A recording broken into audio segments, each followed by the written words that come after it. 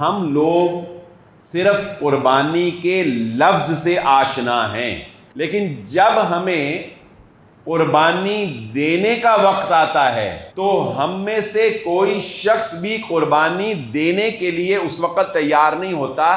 نیکیوں کا بدلہ صرف یہ نہیں ہوتا کہ تمہیں مال و دولت سے نواز دیا جائے۔ آپ نے کہیں سنا، کہیں پڑھا ابراہیم علیہ السلام کی سیرت میں کہ اولاد نہ ہونے کی وجہ سے ابراہیم علیہ السلام ڈپریشن میں چلے گئے تھے؟ آج میرے اور آپ کے کمزور ایمان کا عالم، اللہ کی قسم یہ ہے کہ ہمیں اپنے سے زیادہ اپنی اولادوں کے مستقبل کی فکر ہے۔ ابراہیم علیہ السلام کی ساری زندگی میں ہمیں کہیں بھی شکوہ نظر نہیں آتا۔ یار ہماری آج کی گفتگو آنے والے مقدس ایام کی مناسبت سے حضرت ابراہیم علیہ السلام کی سیرت کے متعلق ہی ہوگی۔ یہ دن اس بات کا حق رکھتے ہیں کہ ان دنوں میں حضرت ابراہیم علیہ السلام کی باتیں کی جائیں، حضرت ابراہیم علیہ السلام کی سیرت کو دہرایا جائے، اور وہ اہم اسباب جو ان کی زندگی سے ہمیں حاصل ہوتے ہیں ان کے ذریعے سے اپنے ایمانوں کو جلا بخشی جائے، کیونکہ اللہ رب العزت نے اپنے بندے ابراہیم علیہ السلام کی ان اداؤں کو جو انہوں نے اللہ تعالیٰ کی تابعداری اور فرما برداری میں پیش کی تھیں، اللہ تعالیٰ کو وہ اتنی پسند آ گئیں کہ اللہ تعالیٰ نے ہر سال ان کو بار بار امت مسلمہ سے دہروایا ہے۔ حضرت ابراہیم علیہ السلام کا اپنے بیٹے کی گردن پہ اللہ کا حکم مانتے ہوئے چھری چلانا، اس یاد کو زندہ رکھنے کے لیے اللہ تعالی ہر سال امت مسلمہ کو سنت ابراہیمی زندہ کرنے کے لیے کہتے ہیں، اور کروڑوں مسلمان جانور کی گردن پہ چھری چلا کے اس بات کو زندہ کرتے ہیں کہ ایک وقت ایک بندے نے اپنے اللہ کی تابعداری میں اپنے بیٹے کی گردن پر چھری چلائی، اور اس نے یہ عظیم قربانی صرف اور صرف اللہ رب العزت کی رضا کے لیے دی، اور بغیر کسی حیل و حجت کے۔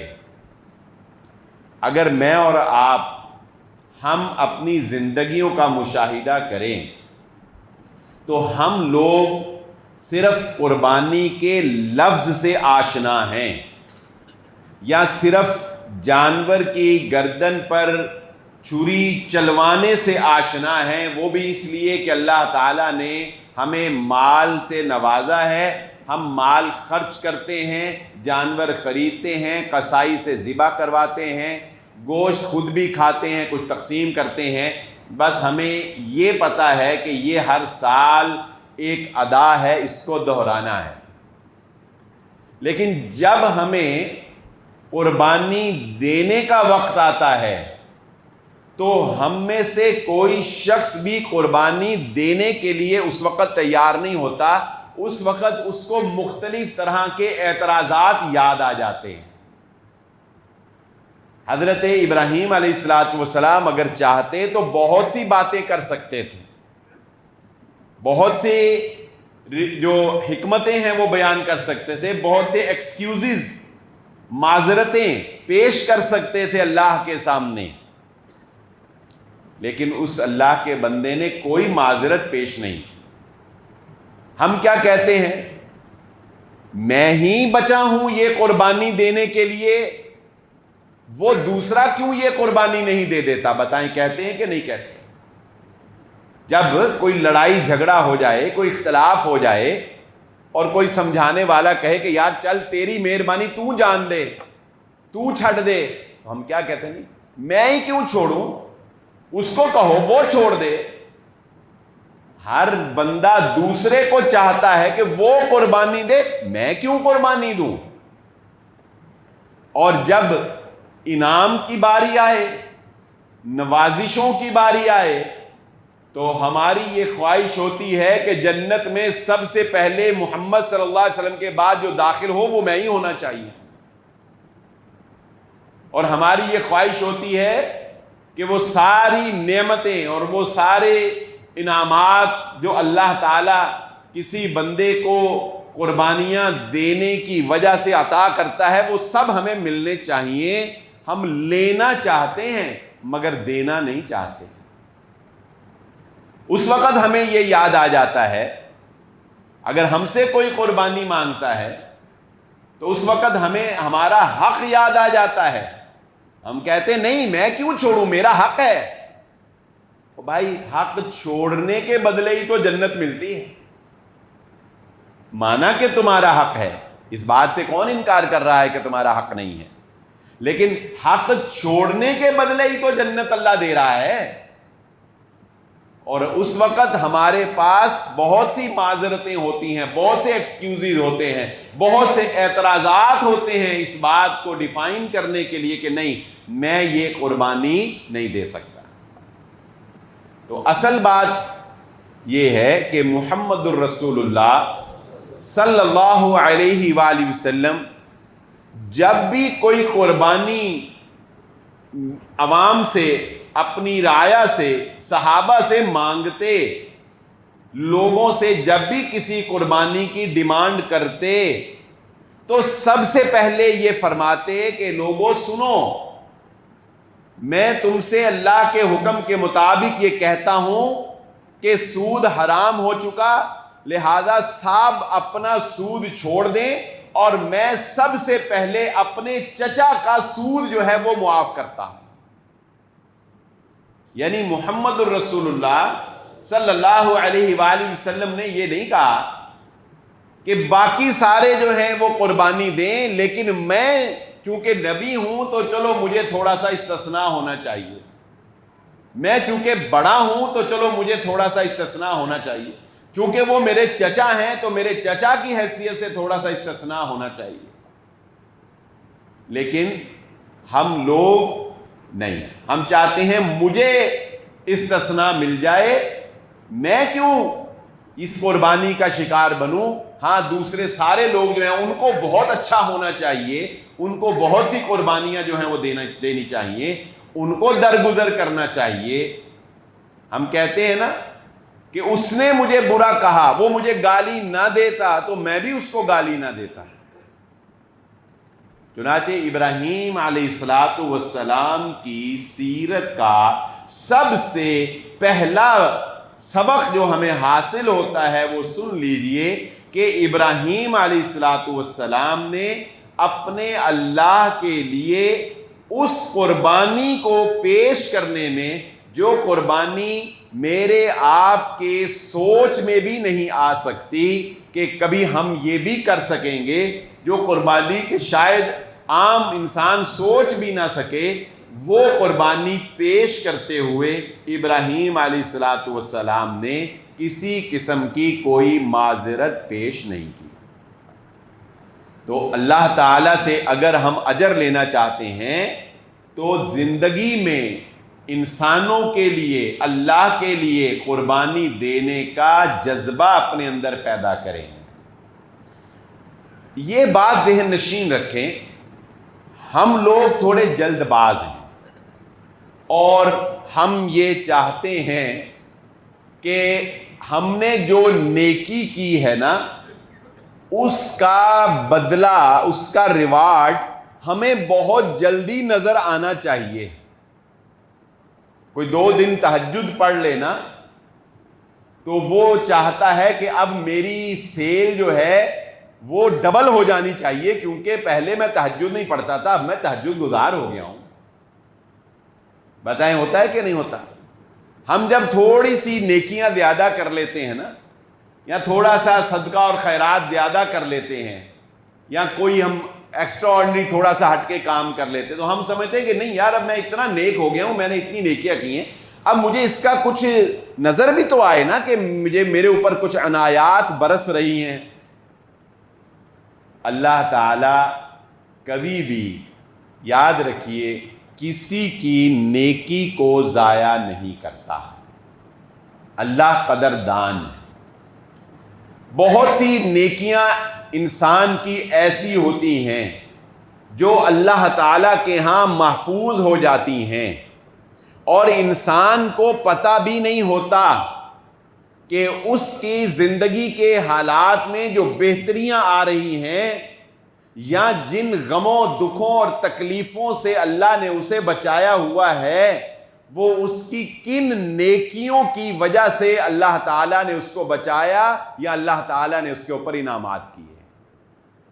ابراہیم علیہ السلام ساری زندگی ہی قربانیاں دیتے رہے. کوئی اللہ تعالیٰ نے ان کو زندگی میں بادشاہ بنا دیا بعد میں, یا کوئی ان کے بعد میں محل بن گئے وفات سے پہلے. بتائیے ابراہیم علیہ السلام کے بارے میں آپ نے کہیں یہ سنا ہو کہ ابراہیم نے بہت قربانیاں دی تھیں, بہت ایفرٹ کی تھی, اور پھر وفات سے پہلے ان کو ایک پوری سلطنت مل گئی, ان کے ہیرے جواہرات ہوا کرتے تھے. ہم یہی سمجھتے ہیں کہ جب ہم نے کسی نیک آدمی کی بھی مثال دینی ہو نا تو ہم کہتے ہیں کہ یار وہ دیکھو وہ فلاں ٹیچر, فلاں لیکچرار, فلاں عالم دین, فلاں بندہ تھا, میں نے اس کو دیکھا تھا آج سے 15 سال پہلے وہ سائیکل پہ ہوتا تھا, اتنی اس نے ایفرٹ کی, اتنی اس نے محنت کی, 15 سال بعد اب اس کے پاس گاڑی بھی ہے, اپنا گھر بھی ہے.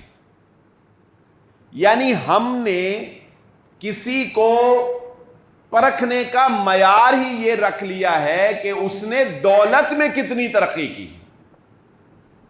اس کے مقابلے میں اگر کوئی ایسا شخص جس نے سینکڑوں لوگوں کو قرآن پڑھا دیا ہو ان 15 سالوں میں, لیکن اگر وہ اپنے آپ کو مالی طور پر اپ گریڈ نہیں کر سکا تو ہم کبھی اس کی مثال نہیں دیں گے کہ وہ بڑا کامیاب ہے.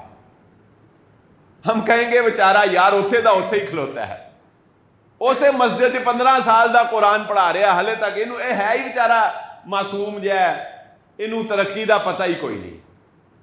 ابراہیم علیہ السلام نے ساری زندگی قربانیوں میں گزار دی, کیا ریوارڈ ملا ان کو زندگی میں؟ ہاں, لیکن ان کو زندگی کے بعد یہ ریوارڈ ملا, ان کی وفات کے بعد ان کو یہ اعزاز حاصل ہوا کہ اس کے بعد قیامت تک جتنے نبی آئے وہ حضرت ابراہیم علیہ السلام کی اولاد سے آئے, اور آخری نبی محمد الرسول اللہ صلی اللہ علیہ وآلہ وسلم حضرت ابراہیم علیہ السلام کی دعا کی قبولیت کے نتیجے میں آپ کی ذریت سے اللہ تعالیٰ نے محمد صلی اللہ علیہ وآلہ وسلم کو دنیا میں بھیجا.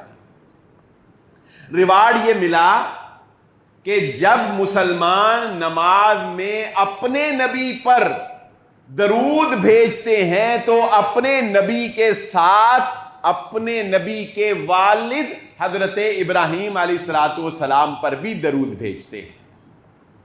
ریوارڈ یہ ملا کہ ہر سال فریضہ حج ادا کرنے کے لیے جب لوگ جاتے ہیں تو وہ بیت اللہ جس کی تعمیر اذ یرفع ابراہیم القواعد من البیت واسماعیل ربنا تقبل منا انک انت السمیع العلیم,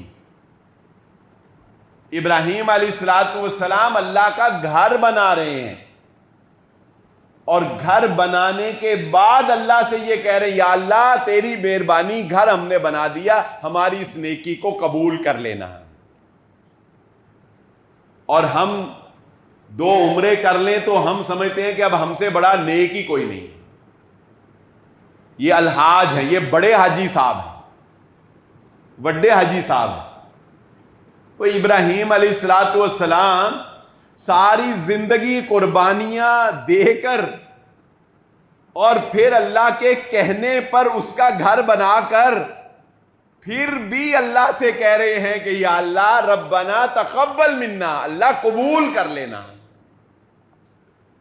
تو یہ قبولیت پھر اللہ رب العزت نے دکھائی کہ آج لاکھوں لوگ اس بیت اللہ کا جب طواف کرتے ہیں تو ہر انسان کے ایک قدم کے اٹھانے پر طواف کا جو ثواب اس کو ملتا ہے وہ وہی ثواب حضرت ابراہیم علیہ الصلوۃ والسلام کو ملتا ہے.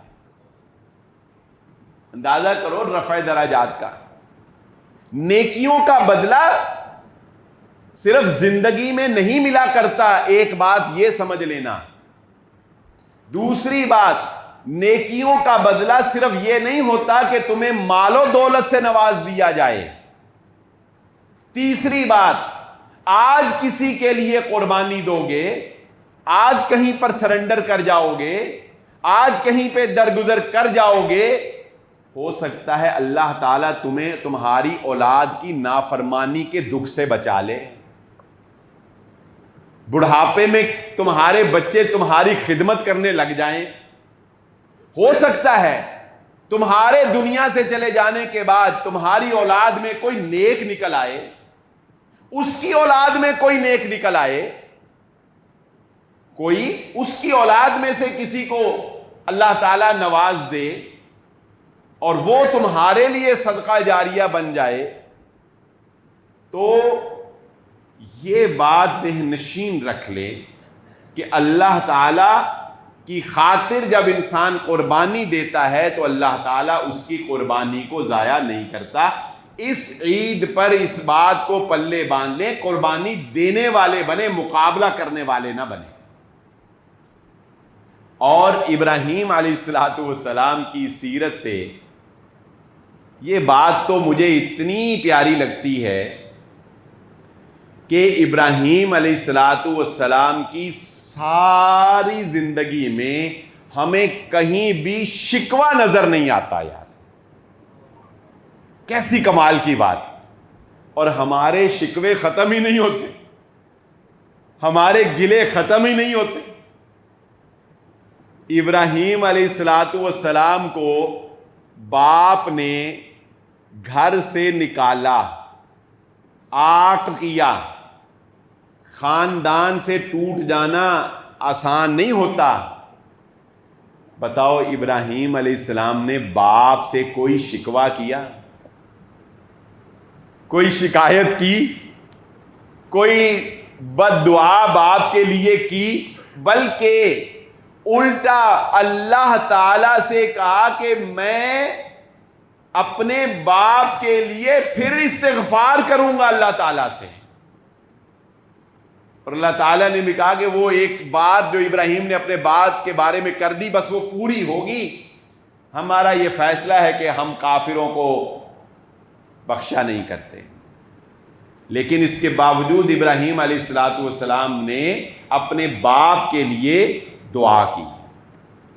تو ہمیں ایک سبق ملا نا ابراہیم علیہ السلام کی سیرت سے کہ کوئی اگر آپ کے ساتھ برا کر رہا ہو، اگر آپ رائٹ پر ہیں، آپ حق پر ہیں، آپ نے برا نہیں کیا، تو بھائی اس سے شکوے شکایتیں نہ کرو، نہ اس کے لیے بد دعائیں کرو، بلکہ دعا دے کر وہاں سے نکل جاؤ. اللہ تعالیٰ تمہیں نواز دے گا، تمہیں عطا کر دے گا. نکل گئے. پھر یہ بات بھی سمجھ لیں، جب انسان توحید پر سٹینڈ لیتا ہے، اللہ کے دین پر سٹینڈ لیتا ہے، تو مخالفت ہوا کرتی ہے، مخالفت ہوتی ہے. یہ ممکن نہیں ہے کہ تھوڑی سی عبادت محمد صلی اللہ علیہ وآلہ وسلم بتوں کی کر لیتے اور وہ تھوڑی سی عبادت اللہ کی کر لیتے اور مل ملا کے کوئی درمیانی راستہ بنا کے دونوں جو ہے وہ چل لیتے. ایسا توحید کے معاملے میں ممکن نہیں. ابراہیم علیہ السلام نے جب توحید پر سٹینڈ لیا تو ابراہیم علیہ السلام نے باپ کی مخالفت مول لی، کوئی پرواہ نہیں. ابراہیم علیہ السلام نے قوم کی مخالفت مول لی، کوئی پرواہ نہیں۔ ابراہیم علیہ السلام نے وقت کے ظالم ترین حکمران نمرود کی مخالفت لی، کوئی پرواہ نہیں، اور بتوں کو ان کے بت قدے میں جا کر توڑا۔ بسا اوقات کسی چیز کو سمجھانے کے لیے پریکٹیکل کر کے دکھانا ضروری ہوتا ہے، کسی چیز کو سمجھانے کے لیے پریکٹیکل کر کے دکھانا پڑتا ہے۔ ابراہیم علیہ السلام نے عملی طور پر بتوں کو توڑ کر بڑے کے کندھے پہ کلاڑی رکھ کے کہا، یہ بڑے سے پوچھ لو، اس کے سر پر کلہاڑی پڑی ہوئی ہے، یہ پوچھ لو اس سے کہ اس نے سب کو توڑا ہے، کس نے توڑا ہے۔ اور پھر کمال درجے کی توکل، جس وقت آگ میں پھینکے جانے کا حکم ہوا تو ابراہیم علیہ السلام نے کہا حسبی اللہ، حسبی اللہ۔ یہ اتنا پیارا جملہ ہے کہ اگر ہمیں اس کی گہرائی کی سمجھ آ جائے تو ہماری روح میں اتر جائے اور زندگی کی بہت سی مشکلیں آسان ہو جائیں۔ آگ میں پھینکا جا رہا ہے اور اللہ رب العزت کو ابراہیم علیہ السلام کیا کہہ رہے ہیں؟ حسبی اللہ و نعم الوکیل، نعم المولا و نعم النصیر۔ اس کا اگر لفظی ترجمہ نہیں، اگر میں معنوی طور پر یہ بات آپ کو سمجھانا چاہوں نا تو یوں سمجھ لیں کہ ابراہیم علیہ السلام کہہ رہے ہیں کہ اے اللہ، تیری خاطر اگر آگ میں بھی جل جاؤں تو مجھے یہ جلنا بھی منظور ہے۔ جب تجھ پہ جو ڈال دیا، جب تجھ پہ جو پھینک دیا، جب تیری خاطر جو کر لیا، تو اب اگر یہ آگ میں بھی پھینک دیں تو مجھے یہ بھی منظور ہے۔ لیکن ساتھ یہ بھی کہہ رہے ہیں نعم المولا و نعم النصیر، ساتھ یہ بھی کہہ رہے ہیں لیکن مجھے اس بات کا بھی یقین ہے کہ تو مجھے آگ میں جلنے دے گا نہیں۔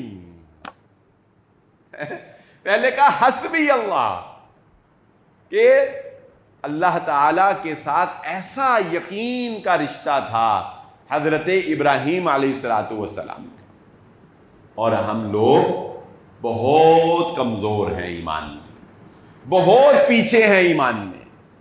ہماری تو قربانیاں بھی اب دن بدن جو شکلیں اختیار کرتی چلی جا رہی ہیں وہ اللہ کی پناہ ہے۔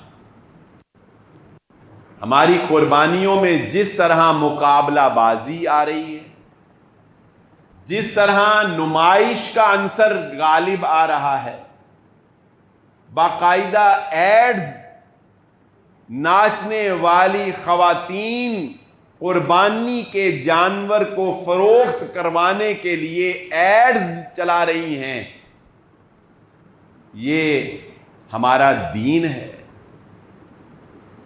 قربانی تو ایک بڑا ہی مقدس فریضہ تھا، ایک بڑی ہی محبت والا، پیار والا، ایک بڑے ہی اظہار اطاعت و فرما برداری والا ایک پہلو تھا، ایک فریضہ تھا، لیکن اس کو بھی ہم نے اپنی دنیا داری کی بھینٹ چڑھا دیا۔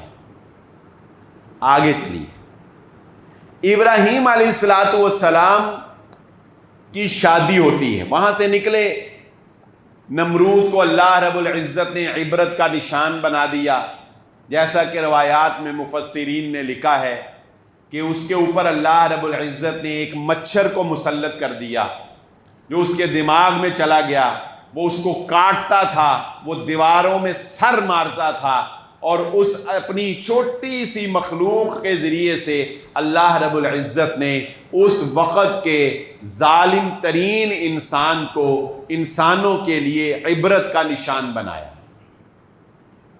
اب ابراہیم علیہ السلام کی ازدواجی زندگی چل رہی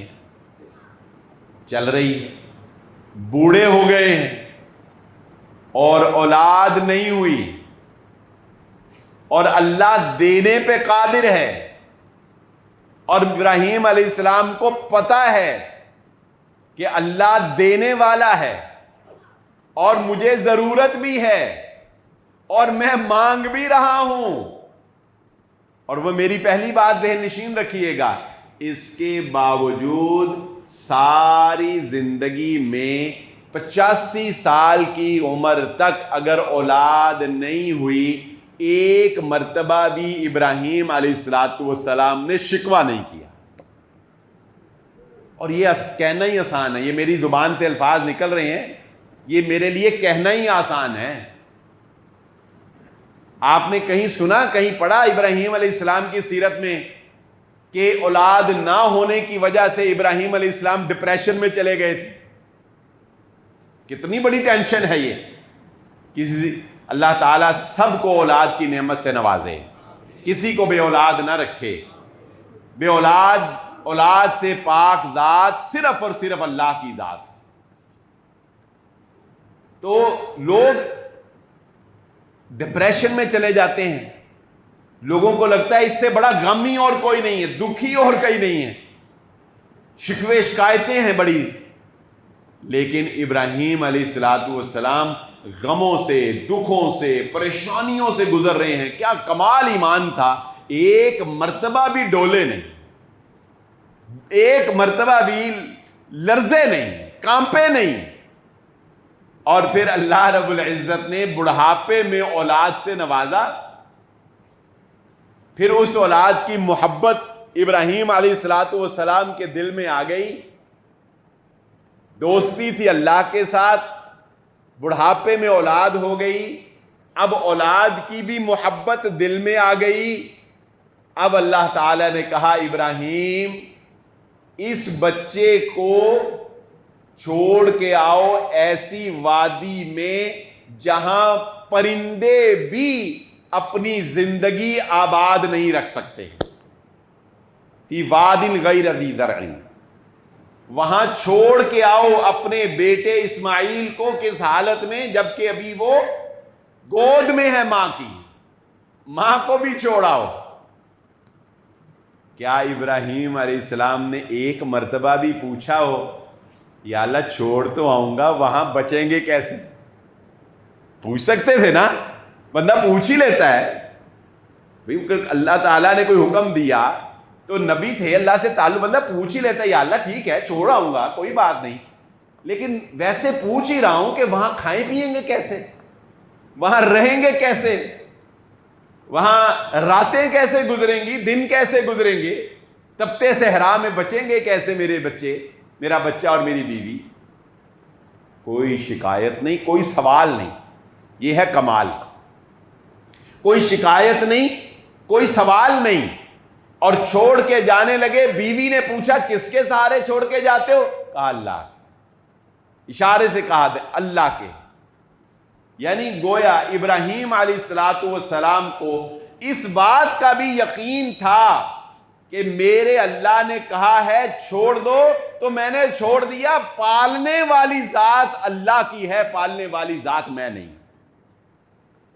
آج میرے اور آپ کے کمزور ایمان کا عالم، اللہ کی قسم یہ ہے، میں بھی اس میں شامل ہوں، اور مجھے لگتا ہے کہ معاشرے کی جو صورتحال ہے ہم سبھی اس کا شکار ہیں کہ ہمیں اپنے سے زیادہ اپنی اولادوں کے مستقبل کی فکر ہے۔ بتائیں ہے کہ نہیں ہے؟ ہم کہتے ہیں یار انہاں واسطے کچھ کر جائیے، انہاں واسطے کچھ چھڑ جائیے، انہاں واسطے چھڑ دے کر دے، پاویں اپنی زندگی دا، دین دا، ایمان دا بیڑا غرق ہو جائے، وہ خیر، وہ خیر ہے۔ نمازیں نہ پڑھی جائیں خیر ہے، جمعے چھوٹ جائیں خیر ہے، حرام آ رہا ہے خیر ہے، کیا ہو جائے؟ وہ کسی طرح بچوں کا مستقبل بن جائے۔ ابراہیم علیہ السلام کی سیرت ہمیں بتاتی ہے بچے کا مستقبل بنانے والی ذات اللہ کی ذات ہے۔ اللہ کی نافرمانی کر کے تم بچے کا مستقبل نہیں بنا سکتے۔ ہاں مستقبل کی، بچے کی مستقبل کی پلاننگ کرو، اسلام منع نہیں کرتا، لیکن یہ کیا کہ تم نے بچے کے مستقبل کے لیے اللہ کو ہی چھوڑ دیا؟ بچے کے فیوچر کی تمہیں اتنی فکر ہے کہ تم نے اپنے بہن بھائیوں کا حصہ ہی مار کے اپنے بچوں کو دے دیا. تمہیں اپنے بچوں کی اتنی زیادہ فکر ہے کہ تمہیں حلال و حرام کی تمیز ہی بھول گئی. ابراہیم علیہ الصلوۃ والسلام نے سکھایا اگر اللہ پالنا چاہے تو وہ جنگل بیابان میں صحرا میں بھی پال کے دکھاتا ہے. پھر وہ ایڑیاں رگڑی. حضرت جبرائیل علیہ الصلوۃ والسلام کو اللہ نے بھیجا کہ جہاں اسماعیل ایڑیاں رگڑ رہے ہیں وہاں پہ جا کے پر مارو. حضرت جبرائیل علیہ السلام نے وہاں پہ پر مارا. وہاں سے آب زمزم کا تحفہ قیامت تک کے لیے جاری ہو گیا. وہ آب زمزم جس کے بارے میں محمد الرسول اللہ صلی اللہ علیہ وآلہ وسلم نے فرمایا آب زمزم شفا ہے. اس کو پینے سے پہلے انسان جس یقین کے ساتھ دعا کر کے پیتا ہے اللہ تعالیٰ اس کی اس بات کو پورا کر دیتے ہیں. آب زمزم پوری غذا کا کام کرتا ہے. اگر انسان کچھ اور نہ کھائے صرف آب زمزم پیتا رہے اس کے جسم میں کسی چیز کی کمی واقع نہیں ہو کہ اس میں کوئی ریڈ سیل کم ہو گئے, اس میں کوئی پروٹین کم ہو گئی, اس میں فلاں نہیں. آب زمزم ایک مکمل غذا ہے. یہ حضرت ابراہیم علیہ الصلوۃ والسلام کا تحفہ ہے جو اللہ تعالیٰ نے قیامت تک کے لیے انسانوں کو دے دیا. پھر وہ ادائیں اللہ کو کتنی پسند آئیں کہ جب ان کی بیوی حضرت ہاجرہ حضرت اسماعیل کی والدہ اس بچے کی بے چینی کو دیکھ کر کس بے چینی سے دوڑی ہوں گی کہ اللہ تعالیٰ نے اس کو عبادت ہی بنا دیا. سائی میں جب گرین لائٹس آتی ہیں آپ دوڑتے ہیں نا, ہلکا ہلکا دوڑتے ہیں نا, اللہ تعالیٰ نے اس تڑپ کی اتنی قدر کی ہے کہ اللہ تعالیٰ ہمیں یہ بتانا چاہتے ہیں کہ انسانوں تڑپ ہونی چاہیے, اللہ نہ قدری نہیں کرے گا. تڑپ ہونی چاہیے تمہارے اندر. اللہ تعالیٰ کو اس ماں کی ممتا اور اس ماں کا وہ تڑپنا اپنے بیٹے کے لیے اس وقت جو کہ صرف اور صرف اللہ کی رضا کے لیے وہاں پر تھی, اور اس نے بھی اپنے شوہر سے کوئی شکوہ نہیں کیا. بات تو یہاں آ کے ختم ہوئی, شکوہ نہ ملا ہمیں. حضرت ابراہیم علیہ السلام کی زندگی میں نہ باپ سے شکوہ ملا, نہ بیوی سے شکوہ ملا, نہ بیٹے سے شکوہ ملا. بیوی نے بھی شکوہ نہ کیا کہ کیسا ظالم باپ ہے, جنگل بیابان میں چھوڑ کے جا رہا ہے اور کہہ رہا ہے اللہ کے سہارے. اور آج ایک سوٹ کی خواہش پوری نہ کرو تو تمہیں کتنی لمبی لمبی سننی پڑیں گی, یہ مجھ سے زیادہ آپ جانتے ہیں. عورتوں کے اندر شکوے شکایتوں کے علاوہ اور کچھ بچا ہی نہیں, معذرت سے کہنا چاہوں گا, لیکن یہ حقیقت ہے. قناعت اختیار کرنا آج کے عورت کی بس کی بات نہیں رہی. وہ کہتی ہے جہاں سے مرضی کر, جہاں سے مرضی لا, مجھے لایا ہے نا لہذا میرے نخرے اٹھا. اب میرا یہ چہرے پہ لگانے والا سیرم یہ 8,000 کا آئے گا, یہ تو نے لانا ہے, کہاں سے لانا ہے تجھے پتا ہے, میں نے لگانا ہی لگانا ہے.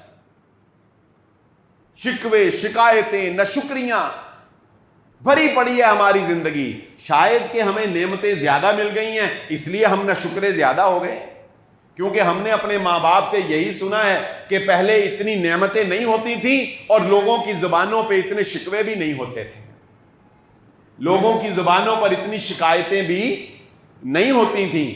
آج شاید کہ ہمیں اے سی والا ماحول مل گیا ہے, گاڑی اے سی والی مل گئی ہے, کنسٹرکشن میں بڑے بہترین ایلیویشن کے ساتھ ہمیں گھر مل گئے ہیں, ہمارے ہوٹلوں میں ہر طرح کے مختلف ٹیسٹ کے کھانے ہمیں مل رہے ہیں, ہمارے لیے سفر آسان, کھانا آسان, پکانا آسان, کپڑے دھونے کے لیے آٹومیٹک مشینیں ہمارے پاس آ گئی ہیں. یعنی دنیا کی ہر سہولت تقریباً ہمیں میسر ہے, لیکن ہماری زبانوں پر پھر بھی شکوے اور شکایتیں اور ناشکری ہیں. ابراہیم علیہ الصلوۃ والسلام کی بیوی نے شکوہ نہ کیا, نہ شوہر سے کیا نہ اللہ سے کیا. اللہ سے بھی تو کر سکتی تھی نا, یا اللہ کیا سوچ کے مجھے ماں بیٹے کو یہاں پر تنہا چھوڑ دیا ہے. اور پھر اس قربانی کا دیکھیں ریوارڈ, باتیں وہی دوہرا کے آئیں گی مختلف مثالوں سے.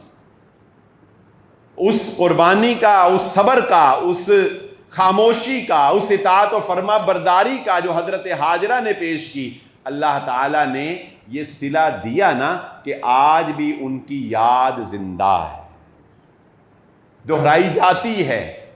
ان کی اولاد سے، حضرت اسماعیل ان کی اولاد تھی، اور ان کی اولاد سے ہی اللہ تعالیٰ نے محمد الرسول اللہ صلی اللہ علیہ وسلم کو پیدا فرمایا۔ اور آخری بات سمجھ لیجئے کہ جب باپ نے، یعنی یہ سارا خاندان ہی گویا ایسا تھا، جب باپ نے بیٹے سے کہا اے میرے بیٹے میں نے خواب میں دیکھا ہے کہ میں تجھے ذبح کر رہا ہوں، تو بیٹا ہوتا کوئی اس طرح کا نافرمان، کہتا ابا تینوں تے خواب آندے ہی رہندے ہیں، وہ کہتے میدا خراب ہے اس وجہ تو خیالی جا خراب آ گیا، ہن منو ہی نہ کتے مار نہیں۔ آئے ہائے کیا بات! بیٹے کو بھی پتا تھا باپ کا درجہ کیا ہے، باپ نبی ہے، اللہ کا خلیل ہے، اور قربانی کرنے والا وہ کتنا اعلیٰ ظرف اور اعلیٰ مقام رکھتا ہے، لیکن جس کی قربانی ہو رہی ہے، جس کی گردن پر چھری چلنی ہے، وہ بھی کہہ رہا ہے ایسا تاجدونی انشاءاللہ، اے میرے بابا جو آپ کو حکم دیا آپ میری گردن پر چھری چلائیے، اللہ نے چاہا تو آپ مجھے صبر کرنے والوں میں سے پائیں گے۔ میں شکوہ نہیں کروں گا، میں شکایت نہیں کرتا، میں نہیں کہتا کہ یہ عذر پیش کرو، یہ عذر پیش کرو، یہ عذر پیش کرو، میں تمہاری اکلوتی اولاد، بڑھاپے میں تمہیں تمہارا سہارا، میری گردن پہ چھری چل جائے گی۔ باپ بھی فرما بردار، بیٹا بھی فرما بردار۔ بتاؤ آج کل کی اولاد ہے کوئی ایسا کہ اس کا باپ اس کو کوئی حکم دے اور وہ کہے کہ بابا آپ نے کہا سر آنکھوں پر؟ بتائیں ہے کوئی بیٹا ایسا ہے آج کے دور میں کہ جو باپ کے حکم کو حکم سمجھے، باپ کے آرڈر کو آرڈر سمجھے؟ نہیں، ہم کہتے ہیں باپ کو عقل ہی نہیں، اس کو سمجھ ہی نہیں، یہ اٹھ کے آ گیا ہے پچھلی صدی کا بندہ۔ ہمارے پاس باپ کی بات کو ریجیکٹ کرنے کے لیے 100 طرح کے بہانے موجود ہیں۔ ہم نہیں ماننے کے لیے تیار اپنے باپ کی بات کو، ہمیں اس میں اپنا نقصان نظر آتا ہے، ہمیں اس میں اپنی حق تلفی نظر آتی ہے، ہمیں اس میں اپنا کیریئر تباہ ہوتا ہوا نظر آتا ہے، ہمیں اس میں اپنا فیوچر جو ہے وہ ڈل نظر آتا ہے، ہمیں باپ کی بات ماننے میں برائٹنس نظر نہیں آتی۔ لیکن اسماعیل علیہ السلام سکھائے کس نے؟ اسماعیل کو آداب فرزندی، یعنی اسماعیل علیہ السلام ہمیں یہ کہہ رہے ہیں کہ باپ نے ذبح تک کرنے کا کہہ دیا تو بیٹے نے کہا میں حاضر۔ اور پھر ابراہیم علیہ السلام نے وہ کر دکھایا کہ جس پر فرشتے بھی حیران ہو گئے کہ جب انہوں نے کہا تھا کہ اے اللہ اس کو پیدا کرنے لگے ہیں یفسک الدماء، جو وہاں پہ جا کے خون بہائے گا، فساد برپا کرے گا، نحن نسبح بحمدک ونقدس لک، اور ہم تیری پاکی بیان کرتے ہیں، تو اللہ تعالیٰ نے کہا تھا انی اعلم ما لا تعلمون، اے فرشتو مانا تم بڑی عبادت گزار مخلوق ہو، لیکن آدم کی اطاعت و فرما برداری میں جو آدم کی بات ہے وہ میں جانتا ہوں، تم نہیں جانتے۔ فرشتوں کو کیا پتا باپ کی محبت کیا ہوتی ہے، فرشتوں کا کیا پتا انکار کرنے کی طاقت کیا ہوتی ہے، فرشتوں کو کیا پتا کہ بڑھاپے میں بچہ ملے تو اس کو کس طرح سے محبت کی جاتی ہے، اس کی محبت دل میں کیسے پیدا ہوتی ہے، فرشتوں کو کیا پتا کہ جوانی کا بچہ دیکھ کر ایک باپ کس طرح سے خوش ہوتا ہے۔ ان ساری فیلنگ سے فرشتے مبرہ، لیکن جب ایک باپ کی محبت دل میں رکھ کے، بڑھاپے کا سہارا اپنے سامنے دیکھ کے اپنے ہی ہاتھوں سے اپنے بیٹے کی گردن پر چھری چلاتا ہے تو اللہ تعالیٰ کہتے ہیں یہ وہ عبادت کا مزہ ہے جو کسی اور مخلوق میں نہیں ہے۔ کہنے کو تو پہاڑ بھی اس کی تسبیح بیان کر رہے ہیں، کہنے کو تو چرند پرند بھی اس کے تسبیح بیان کر رہے ہیں کہ نہیں کر رہے ہیں، لیکن آدم کی عبادت میں کیا مزہ ہے کہ جب یہ کتنی چیزوں کو قربان کر کے اور کتنی فائٹ کر کے اللہ کے لیے آتا ہے نا، تو اللہ تعالیٰ کہتے ہیں اس کی عبادت کی حلاوت کو میں جانتا ہوں، تم نہیں جانتے۔ اللہ تعالیٰ سے دعا ہے اللہ تعالیٰ مجھے اور آپ کو جو کہا اور جو سنا سمجھنے کی اور عمل کرنے کی توفیق عطا فرمائے۔